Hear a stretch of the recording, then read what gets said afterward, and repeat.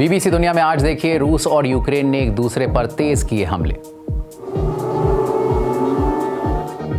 Ukraine ने कहा रूस ने उसके कई इलाकों पर किया मिसाइल और ड्रोन से हमला। एनर्जी इंफ्रास्ट्रक्चर के साथ ही लवीव क्षेत्र रहा निशाने पर। इससे पहले यूक्रेन के ड्रोन हमलों में तबाह हुए रूस के तेल और गैस डिपो। स्वागत है आपका बीबीसी दुनिया में। मैं हूं विदित मेहरा। कैसे यूक्रेन के लोगों को जासूसी के लिए मजबूर कर रहा है रूस, दिखाएंगे कवर स्टोरी में, लेकिन पहले हेडलाइंस। अमेरिका के लॉस एंजलिस में हवाओं के तेज होने की आशंका के बीच कम नहीं हो रही फायर फाइटर्स की मुश्किलें। बेकाबू हुई जंगल की आग के कारण अब तक जा चुकी है कम से कम 25 लोगों की जान। दक्षिण कोरिया में पुलिस ने महाभियोग का सामना कर रहे राष्ट्रपति यून सुक योल को किया गिरफ्तार। मार्शल लॉ लाने की वजह से लगा है देशद्रोह का आरोप। घर के बाहर लगाए बैरिकेड्स को हटाकर की गई गिरफ्तारी। अधिकारी बोले जांच में सहयोग नहीं कर रहे हैं यून सुक योल।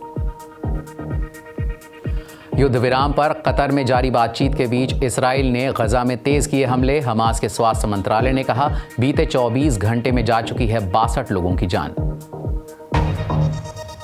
कवर स्टोरी से पहले बात अमेरिका के लॉस एंजलिस की, जहां एक हफ्ते से लगी आग लगातार तबाही मचा रही है। लॉस एंजलिस के अधिकारियों ने कहा है कि वो एक बार फिर उन हवाओं से निपटने के लिए खुद को तैयार कर रहे हैं जिनकी वजह से ये आग धधकती जा रही है। अब तक इस आग से कम 25 लोगों की मौत हो गई है और 13 लोग लापता हैं। नई आशंकाओं के बीच कैसे हैं लॉस एंजलिस में हालात, देखिए बीबीसी संवाददाता विल ग्रांट की इस रिपोर्ट में। Every house is gone on that street. आग जैसे ही पास आई, शीला व्हीटली और उनके पति विक्टर एल्टडीना में मौजूद अपने घर को छोड़कर भागे। साथ ले गए बस कुछ कपड़े। ये दोनों जरूरतमंद युवाओं की देखरेख के लिए एक एजेंसी चलाते थे। इसे इन्होंने अपने खून पसीने की कमाई से बनाया। ये वो सड़क है जहाँ मैं अपना ज्यादातर वक्त गुजारती थी। मैं एक समुदाय का हिस्सा थी। अगले दिन शीला अपना घर देखने पहुंची, जो अब मलबे और राख में तब्दील हो चुका है। लॉस एंजलिस में ऐसी आग कई दशकों में नहीं देखी गई थी। उसमें जली 12,000 प्रॉपर्टीज में इनका घर भी था।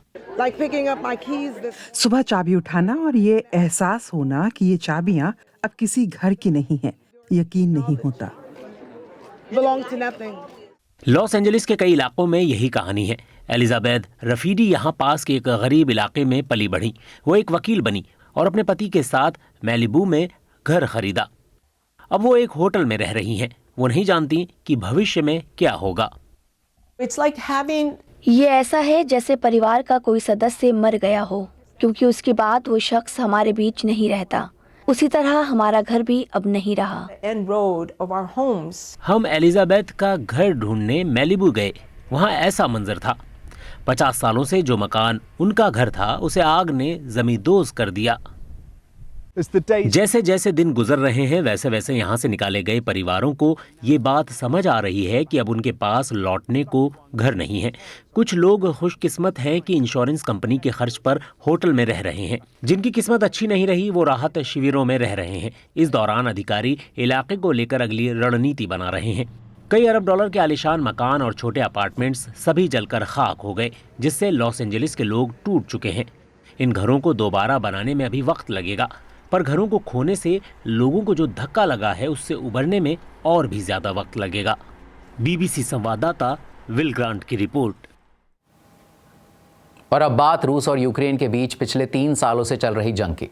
अमेरिका में डोनाल्ड ट्रंप राष्ट्रपति पद संभालने वाले हैं। उन्होंने वादा किया था कि वो इस जंग को रोक देंगे, लेकिन उनके पद संभालने से चंद रोज पहले दोनों देशों ने एक दूसरे पर हावी होने के लिए आक्रामकता बढ़ा दी है, ताकि जब कभी बातचीत हो तो सौदेबाजी में उनकी स्थिति मजबूत रहे। इसी की बात आज कवर स्टोरी में।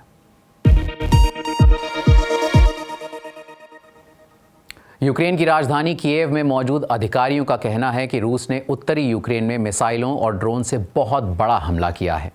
हमलों में अभी तक किसी के मारे जाने की खबर नहीं है, लेकिन यूक्रेन ने अपने 6 इलाकों की बिजली काट दी है। यूक्रेन के राष्ट्रपति वोलोदिमीर ज़ेलेंस्की ने कहा है कि हमले इस बात का इम्तिहान है कि जंग को रोकने के लिए यूरोप और लोकतांत्रिक दुनिया आगे आती है या नहीं। रूस के इस हमले से पहले यूक्रेन ने रूसी ठिकानों पर बड़े पैमाने पर हमले किए थे। यूक्रेन का कहना था कि ये जंग में उसके अब तक के सबसे बड़े हमले थे। और जानकारी दे रही हैं बीबीसी संवाददाता सारा रेंसफोर्ड। हमने यूक्रेन के राष्ट्रपति वोलोदिमीर ज़ेलेंस्की को सुना, जो सोशल मीडिया पर कल रात यूक्रेन पर हुए बड़े हमले की बात कर रहे थे। उन्होंने कहा कि रूस ने करीब 70 ड्रोन्स और 40 मिसाइलें दागी। अब वो कह रहे हैं कि इनमें से 30 मिसाइलों को यूक्रेन ने मार गिराया। उन्होंने ये भी सुझाया कि हमले का निशाना यूक्रेन का ऊर्जा से जुड़ा इंफ्रास्ट्रक्चर था। उन्होंने ये भी कहा कि गैस से जुड़े ठिकानों पर भी हमला हुआ है। लवीव में मौजूद अधिकारियों के मुताबिक वहां 2 ऐसे ठिकानों को निशाना बनाया गया जो काफी संवेदनशील हैं। यूक्रेन ने यह भी कहा कि ये उन्हें झुकाने की एक कोशिश भी है। पिछले कुछ हफ्तों से इस बात पर चिंता हो रही है कि कहीं डोनाल्ड ट्रंप अमेरिका के राष्ट्रपति बनते ही यूक्रेन की मदद को रोक न दें।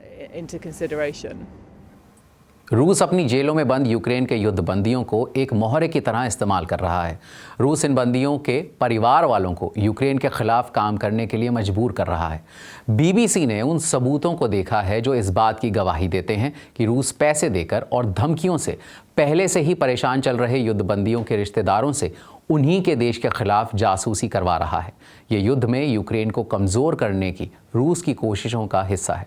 यूक्रेनी अधिकारियों का कहना है कि तकरीबन आधे युद्धबंदियों के परिवार वालों को रूसी एजेंट्स ने अप्रोच किया है। देखिए बीबीसी संवाददाता विल वर्नन की ये रिपोर्ट।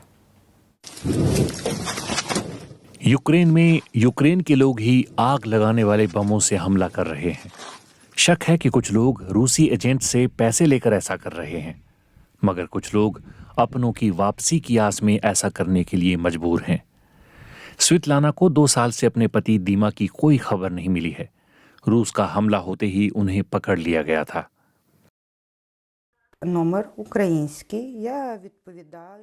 मुझे यूक्रेन के एक नंबर से फोन आया। मैंने उठाया। उसने अपना नाम दमित्री बताया। रूसी एक्सेंट में उसने कहा कि अगर अपने पति को जल्द घर पर चाहती हो तो मैं मदद कर सकता हूँ। बस तुम्हें एक काम करना होगा, सेना के ठिकाने, कार या रेलवे बॉक्स में आग लगा दो।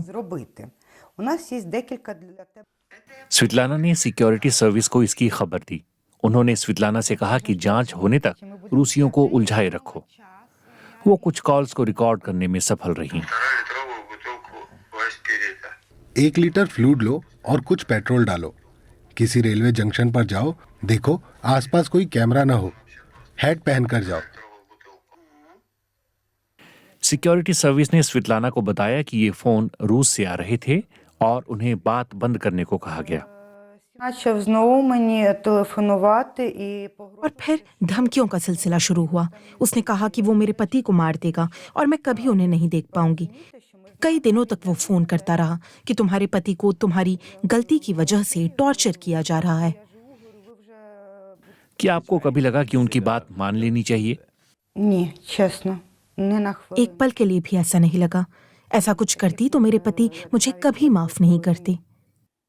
प्रशासन का कहना है कि ऐसे मामलों की शिकायत करने वालों को पीड़ित माना जाएगा, लेकिन जो लोग धमकाने वालों की बात मानेंगे उन पर देशद्रोह का मामला चलेगा। वो बहुत मुश्किल स्थिति में है। कुछ लोग तो कुछ भी करने को तैयार हैं। वैसे तो इससे यूक्रेन की सेना को मामूली नुकसान पहुंचेगा, लेकिन यूक्रेन के समाज की एकता को नुकसान पहुंच सकता है। तो ये एक बड़ी समस्या है। और मान लीजिए कि कोई एयर डिफेंस सिस्टम की लोकेशन बता दे तो हमारे लिए बड़ी मुसीबत पैदा हो जाएगी। For example, air defense system, it's a big problem for us too. Officials here tell us that 50% यहाँ के अधिकारियों ने हमें बताया है कि यूक्रेन के 50% युद्धबंदियों के परिवार वालों से रूसी एजेंट्स ने संपर्क किया है, लेकिन रूस की मदद के लिए तैयार होने वाले परिजनों की संख्या बहुत कम है। रूस ने बयान जारी कर युद्धबंदियों के परिवारों को मजबूर करने के आरोपों को खारिज किया है।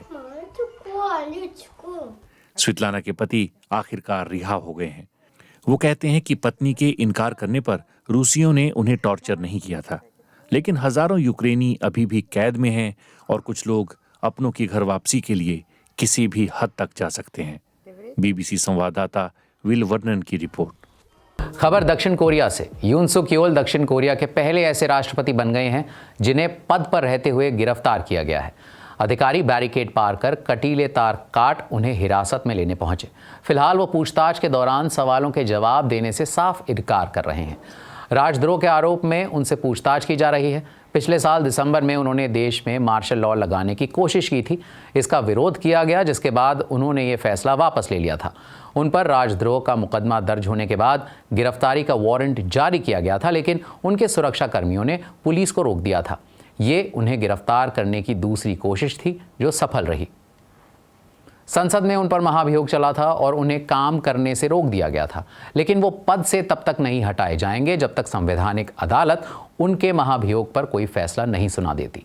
सोल से इस पर और जानकारी दे रही हैं बीबीसी संवाददाता Shaima Khalil. So far, we haven't seen violence, but अभी तक हम लोगों ने कोई हिंसा तो नहीं देखी, लेकिन यून समर्थकों के बीच गुस्सा, तनाव और निराशा देखी जा सकती है। वहीं यून के विरोधियों के बीच इससे ठीक उलट तस्वीर नजर आती है। वो कह रहे हैं कि आखिरकार न्याय हुआ। राष्ट्रपति आवास के बाहर लोग जश्न मना रहे थे, नारे लगा रहे थे। मुझे लगता है इससे जो तस्वीर उभरती है वो एक ऐसे देश की है जो बेचैन है और बटा हुआ है। यहाँ ये भी याद रखना होगा कि अभी महाभियोग से जुड़े मुकदमे में राष्ट्रपति की पेशी बाकी है। अभी तो विभाजन, राजनीतिक उथल-पुथल की तस्वीर दिखाई दे रही है, जिसमें दक्षिण कोरिया लगातार घिरा हुआ है। Korea continues to find itself in.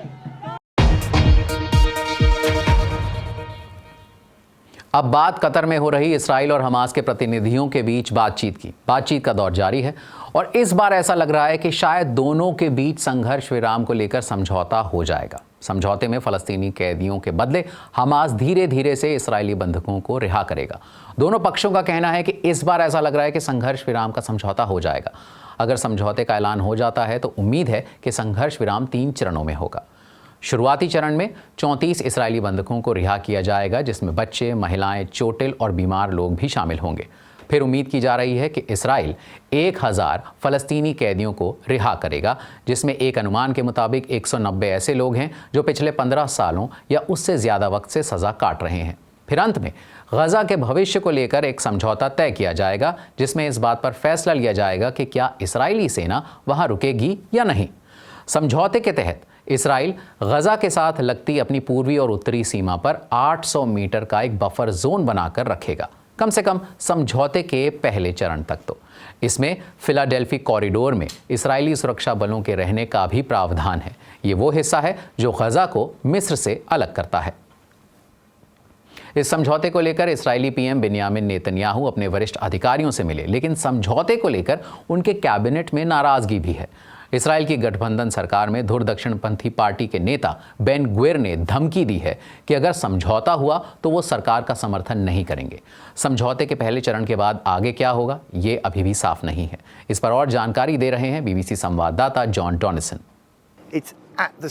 Hamas जो गजा में सिमट सा गया है वो अभी भी वहां मौजूद है और लड़ रहा है। इस हफ्ते इजरायली सैनिक भी मारे गए हैं। दूसरे चरण में ये दिक्कत हो सकती है कि अगर गजा में हमास का नियंत्रण नहीं होगा तो फिर किसका होगा, और इसी सवाल का जवाब फिलहाल ढूंढा जा रहा है।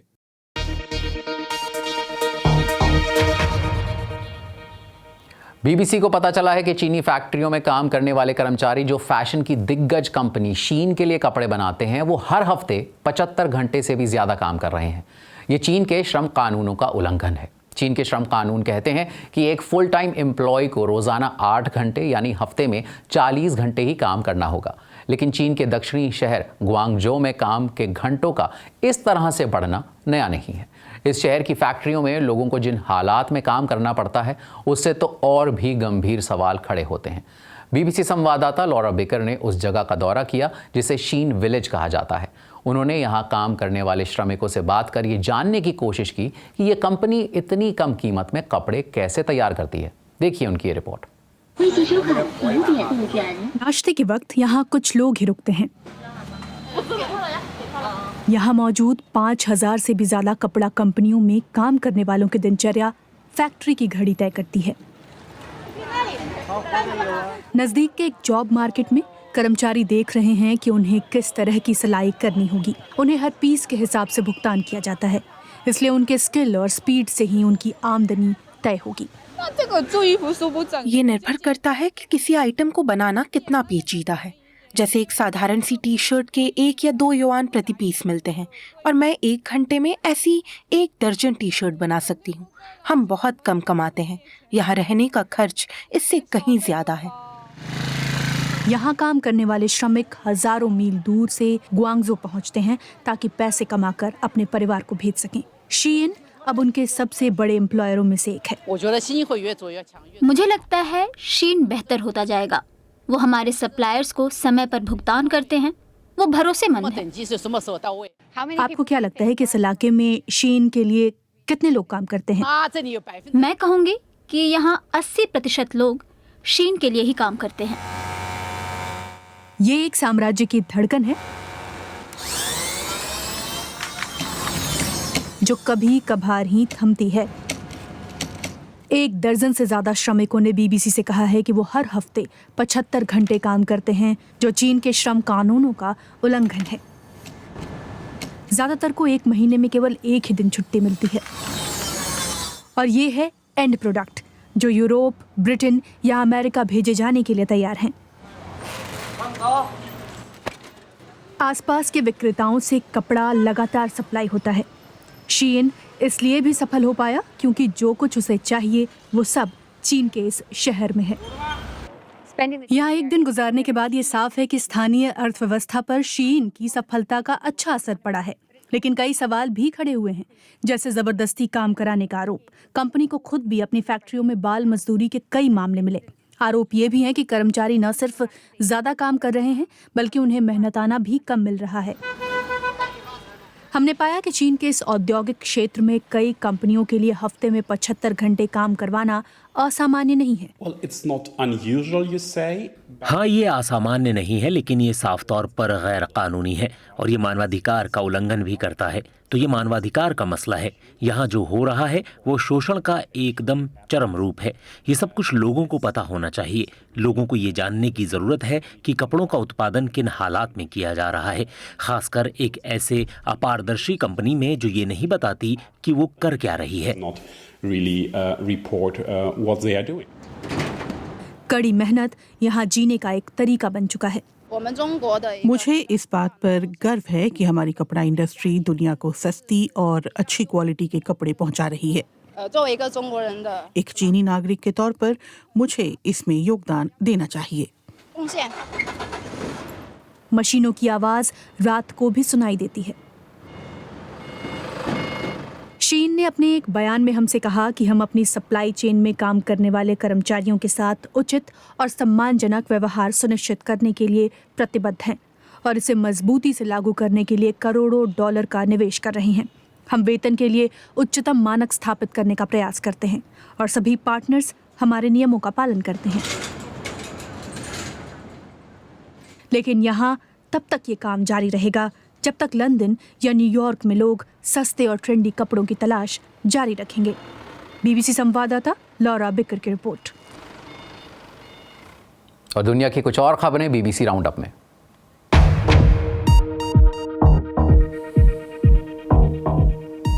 दक्षिण अफ्रीका में एक बंद पड़ी सोने की खदान से 160 लोगों और 60 लाशों को बाहर निकाला गया है। इस खदान में अवैध खनन होता था, जिसे रोकने के लिए अधिकारियों ने बीते साल अगस्त से इलाके की घेराबंदी की थी। यहां मौजूद लोगों को बाहर लाने के लिए अधिकारियों ने खाने और पानी की सप्लाई बंद कर दी थी। 3, 2, 1, ignition. एलन मस्क की कंपनी स्पेसएक्स के एक रॉकेट ने अमेरिका के फ्लोरिडा से एक प्राइवेट कंपनी के लूनर लैंडर और एक जापानी कंपनी के माइक्रो रोवर के साथ चांद की ओर उड़ान भरी है। ये मिशन दिखाता है कि अंतरिक्ष में निजी कंपनियों का दबदबा बढ़ता जा रहा है। दुनिया भर के डॉक्टर्स मोटापे को नापने के पैमाने BMI यानी बॉडी मास इंडेक्स को बदलने की सिफारिश कर रहे हैं। उनका मानना है कि किसी भी इंसान में मोटापे को नापने के लिए उसके हेल्थ को पूरी तरह ध्यान में रखकर ही ओबेसिटी को डायग्नोज करना चाहिए। और कार्यक्रम में आज बस इतना ही।